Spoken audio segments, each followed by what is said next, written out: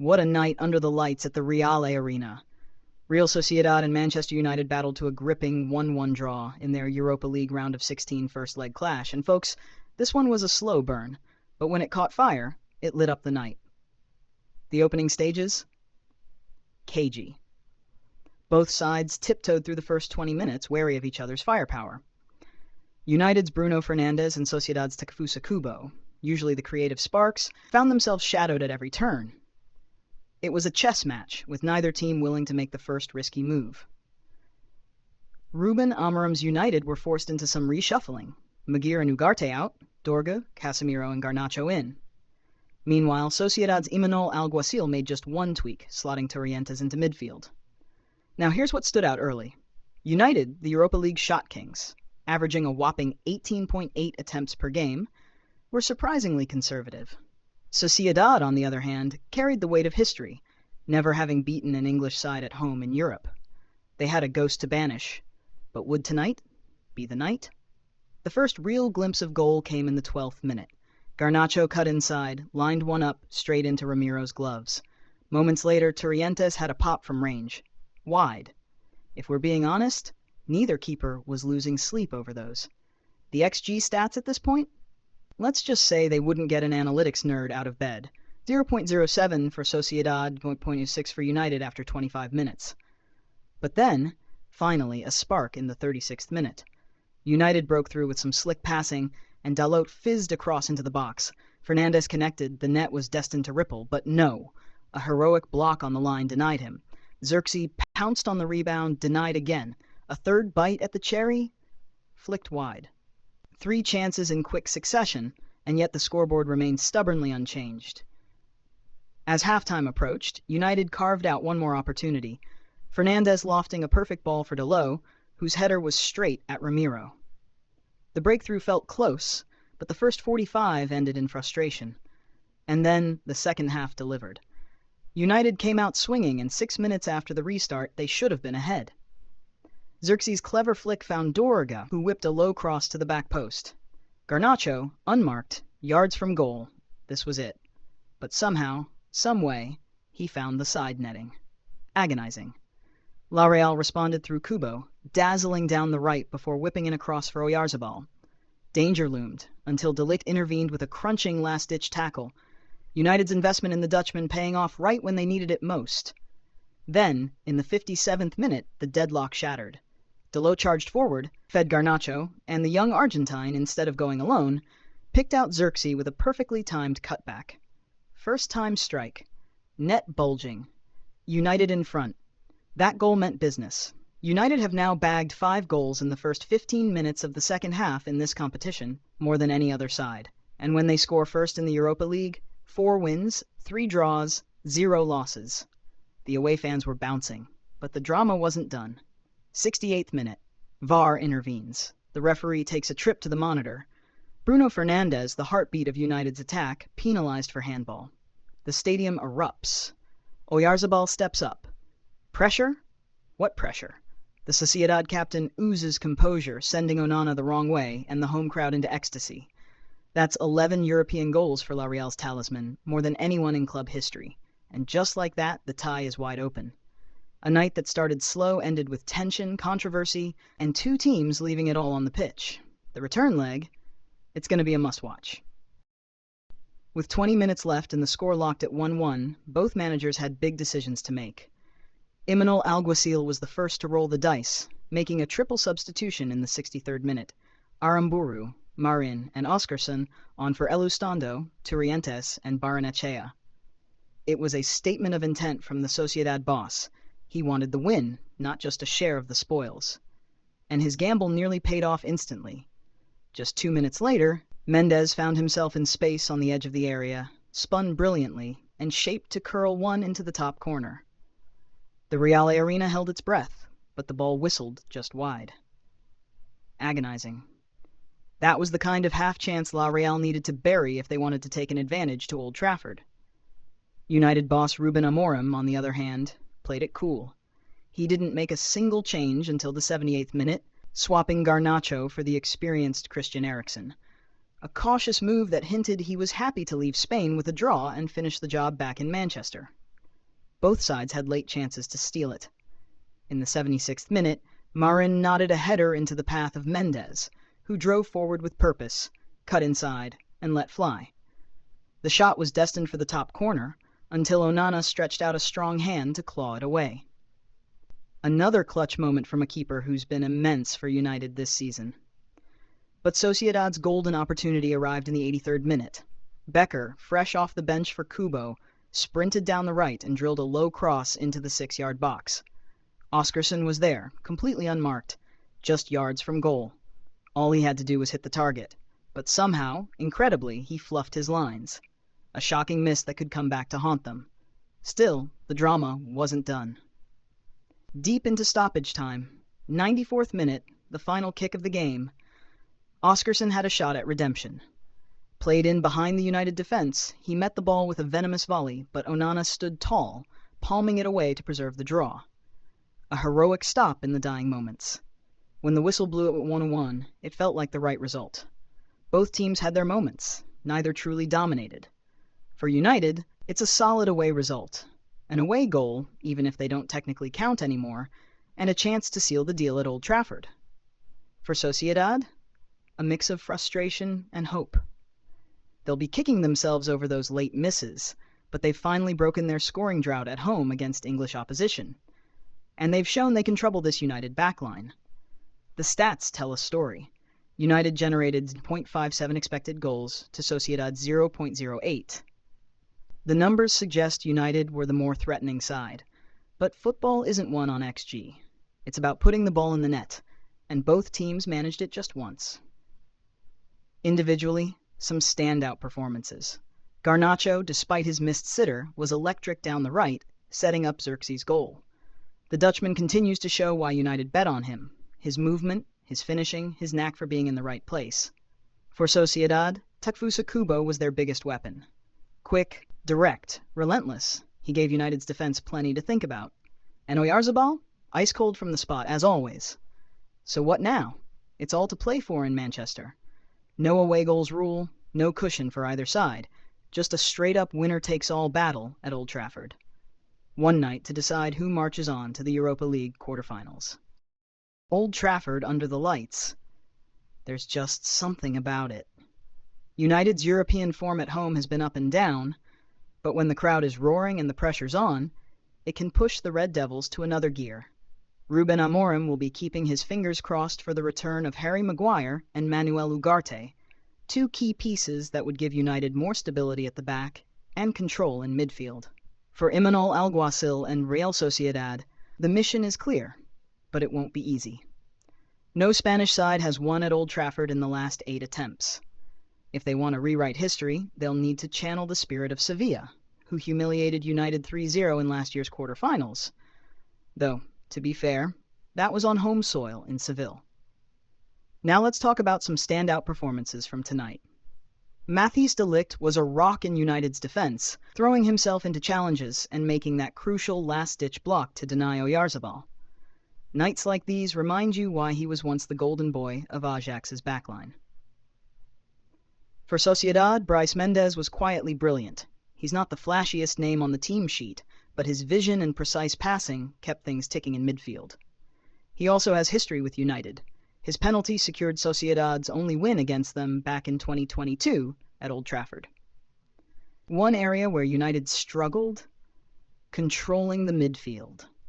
Casemiro, deputizing for the injured Ugarte, had some shaky moments, especially under pressure. At 32, he doesn't cover the ground like he used to, and Sociedad's energetic midfield trio took full advantage.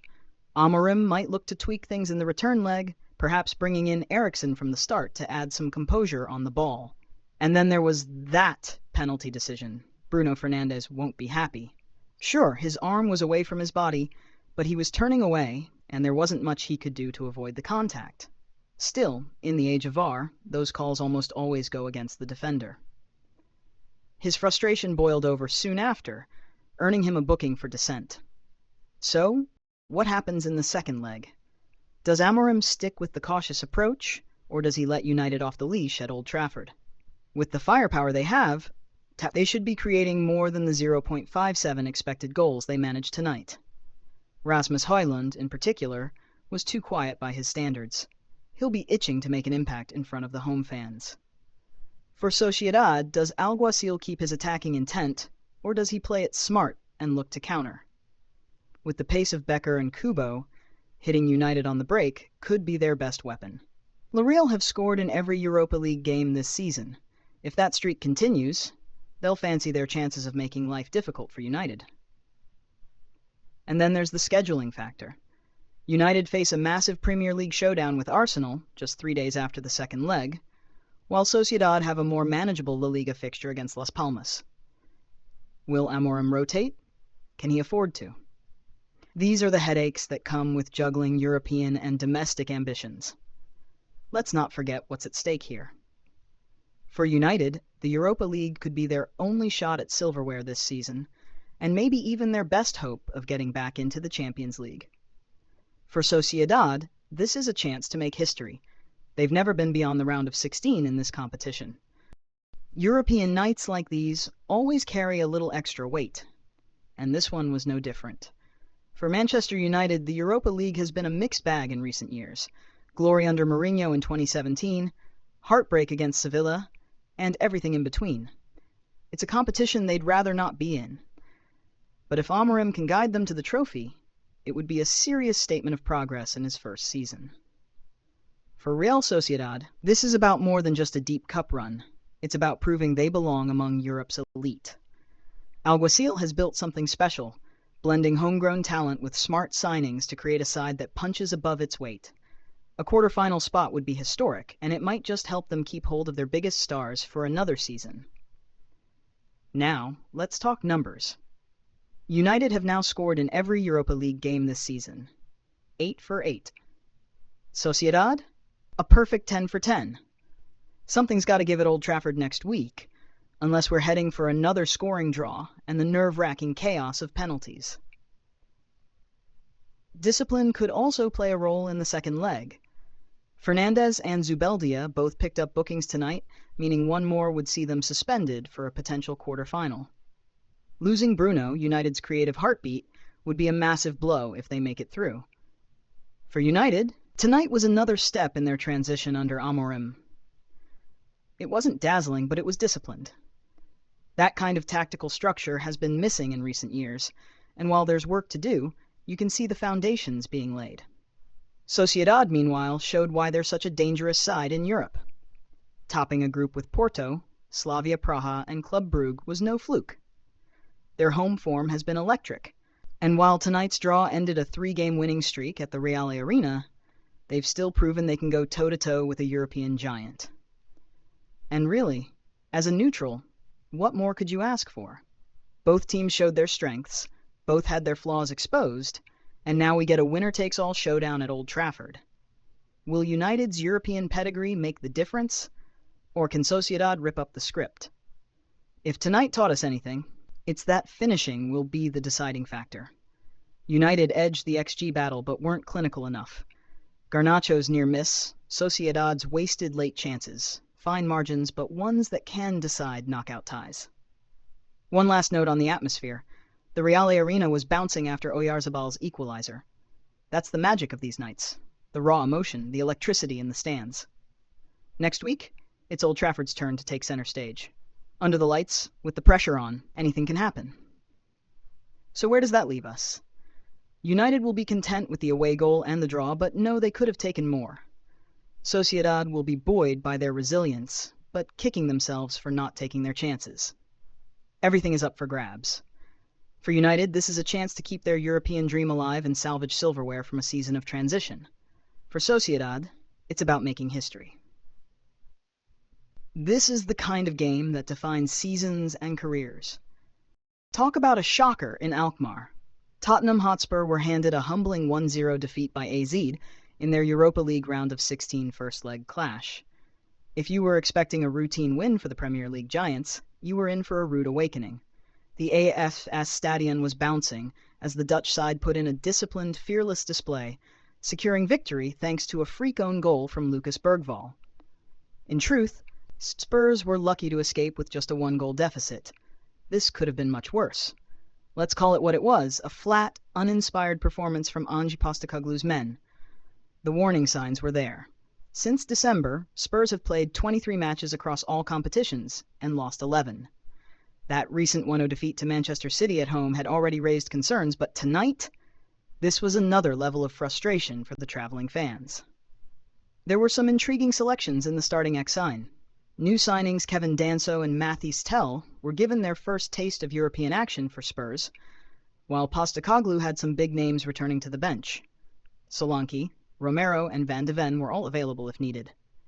But injuries forced the absence of key men like Ben Davies, Dejan Kulusevski, and Richarlison. For AZ, all eyes were on Troy Parrott. The former Tottenham Academy striker has been lighting it up in the Eredivisie, bagging 17 goals this season, including 4 in the Europa League. Facing his old club, he had the perfect stage to prove a point. Spurs started with total control, 76% possession in the early minutes, but as we all know, keeping the ball means nothing if you don't do anything with it. And that's exactly what happened. The lack of cutting edge was glaring, with AZ content to absorb pressure and pounce on the counter. They nearly did just that in the 4th minute. Lado and Mahler-Wolf combined brilliantly down the left, sending a dangerous low cross into the 6-yard box. Under pressure from Vicario, Parrott came inches away from turning it in, a close call that should have served as a wake-up call for Spurs. It didn't. AZ had to make an early change when Lado, after a crunching tackle from Bergvall, tried to soldier on, but had to be subbed off in the 9th minute.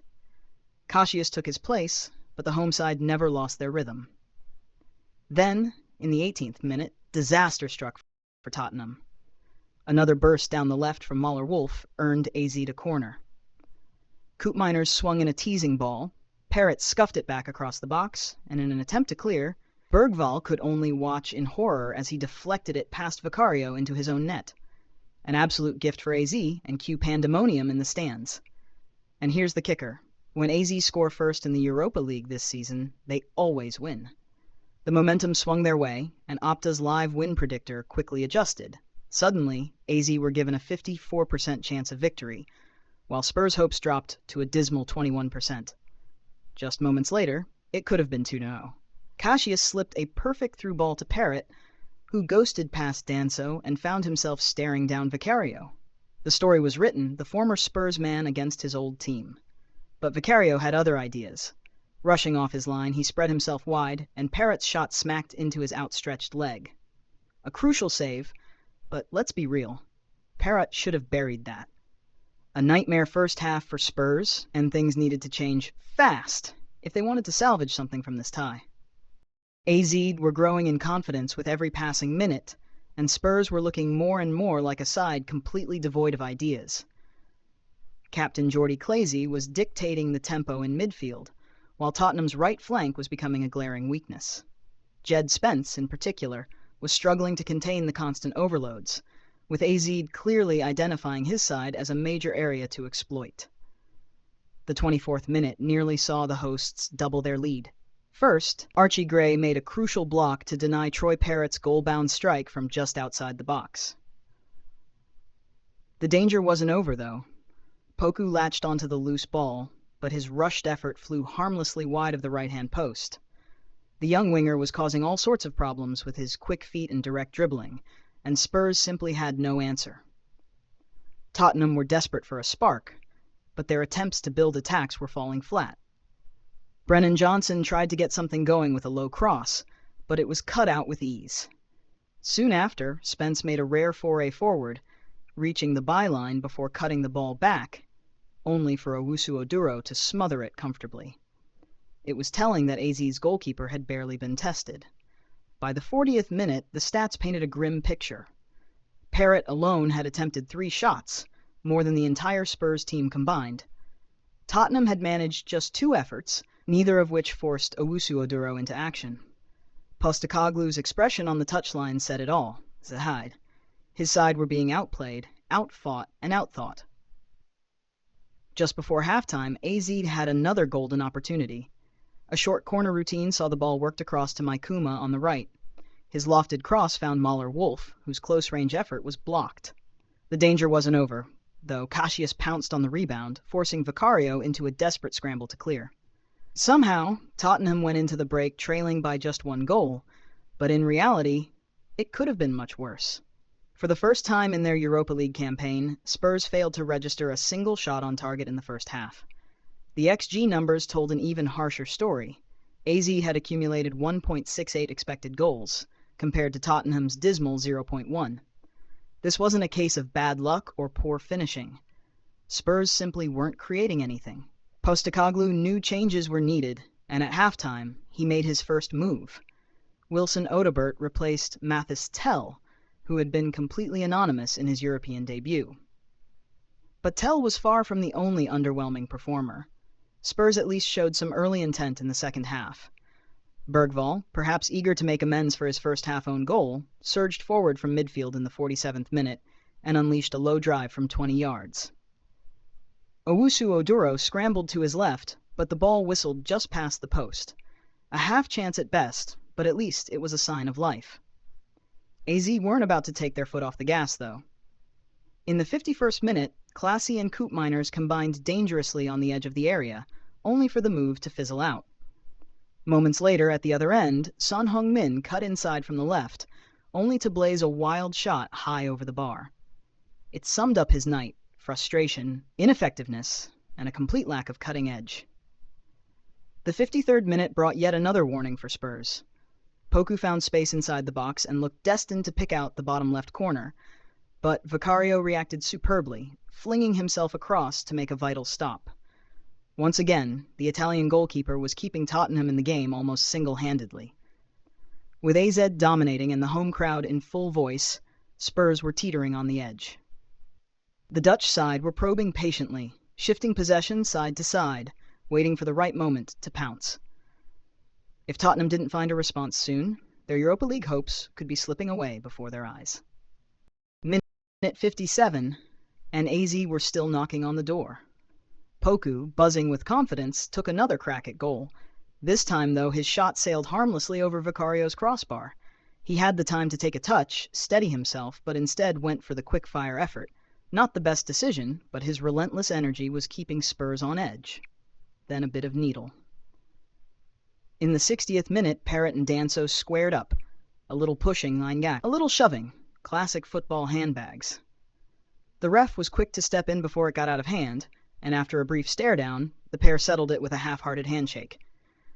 But you could feel the frustration simmering under the surface. That frustration boiled over just 2 minutes later. Bentancur, already having a rough night, lunged in late on Parrott and picked up a yellow. Instead of walking away, he decided to give the referee a piece of his mind. Bad idea. That booking means he's out of the second leg. A major headache for Postecoglou, who will now be without one of his most experienced heads in midfield next week. As we hit the final third of the match, AZ made their first swap, Smith coming on for Cassius, who'd already been a first-half sub himself. A couple of minutes later, Poku was on the receiving end of a pretty unlucky yellow when Spence bulldozed straight into him. Soft, but it went in the book regardless. Realizing something had to give, Postecoglou finally rolled the dice in the 72nd minute. Son, who had been completely anonymous, made way for Solanke, back from injury and tasked with rescuing something from this mess. Madison, struggling to make any impact, was also hooked for Papa Sarr, while Pedro Porro came on for Udogi, shuffling Spence over to the left. Did it change anything? Not immediately. By the 76th minute, Spurs had made just 8 final third entries since halftime, barely a third of their first half total. And somehow, they still hadn't registered a shot on target. Then came a brutal stat drop from Opta in the 78th minute. AZ were now 76% favorites to take the win, while Spurs' chances had plummeted to a measly 3%. Let's be real. The eye test told us all we needed to know. AZ deserved their lead, and if anything, they looked more likely to grab a second. With the clock ticking, AZ freshened things up with a triple change in the 81st minute. Parrott, who had been a thorn in his old club's side, was given a warm send-off, replaced by Van Dine. Boermeester, another standout, made way for Sadiq, while the ever-lively Poku came off for Bellick. Then, just when Spurs thought it couldn't get any worse, injury struck. Solanke, barely 20 minutes into his return, went down and couldn't continue. A cruel twist for the striker, and with no other choice, Dane Scarlett was thrown on for the closing moments. Tottenham finally showed some urgency in the 89th minute. Better late than never, right? Porro whipped in a teasing cross, but AZ's defense stood firm, clearing from the penalty spot. Moments later, Spurs finally forced Owusu-Oduro into action, with Odobert hammering a shot straight at the AZ keeper. Was this the spark for a last-minute equalizer? Nope. The final chance fell in the 95th minute, with Odobert again in the mix. Porro's high cross from the right found him in the box, but the winger got his angles all wrong, sending his header well over the bar. And that, as they say, was that. The final whistle blew at 96 minutes. AZ victorious, Tottenham dejected. The stats? Grim reading for Spurs fans. All that possession, yet just 3 shots on target in 90 minutes. AZ, on the other hand, created far more clear-cut chances and could have easily won by a bigger margin. This result isn't just a blip for Tottenham, it's part of a worrying pattern. They've now won just 3 of their last 18 European knockout away legs, losing 10. There's a real issue with how they approach these fixtures, and so far, Postecoglou hasn't cracked the code. For AZ, this was huge. They're looking to reach the Europa League quarter-finals for the first time in a decade, and this result puts them in the driver's seat. With either Ajax or Eintracht Frankfurt waiting in the last 8, you wouldn't bet against them getting there. So, what went wrong for Spurs? Where do you even begin? The midfield was non-existent. Son was invisible, Maddison couldn't get going, and the fullbacks offered nothing. The attack? Completely disconnected. But the most damning thing? The lack of fight. Spurs looked like they were just going through the motions, passive and lifeless. No intensity, no urgency, nothing you'd expect from a team fighting for European glory. AZ, meanwhile, were everything Tottenham weren't. Parrott didn't score, but his movement and link-up play were excellent. Poku was electric, terrorizing Spurs with his speed and directness. Clacy and Koop Miners ran the show in midfield, while Goes and Penetra had one of the quietest nights they'll ever have in defense. So now, it's all on the second leg at the Tottenham Hotspur Stadium. Bentancur is suspended. Solanke might be injured. And Spurs have to figure out how to break down an AZ team that's disciplined, compact, and deadly on the counter. For AZ boss Martin Martins, the plan is simple. Sit deep, frustrate Spurs, and strike when the gaps appear. With the quality they have on the break, you wouldn't rule them out from nicking a crucial away goal. Postecoglou, on the other hand, has a major problem on his hands. His team looks drained, out of ideas, and low on belief. If he can't spark something next week, Spurs' European adventure could be over before it ever really got started. One way or another, the second leg is going to be box office. Will Spurs pull off a famous comeback? Or will AZ hold firm and complete the job? We'll find out next week. This has been Across the Pitch. Over and out.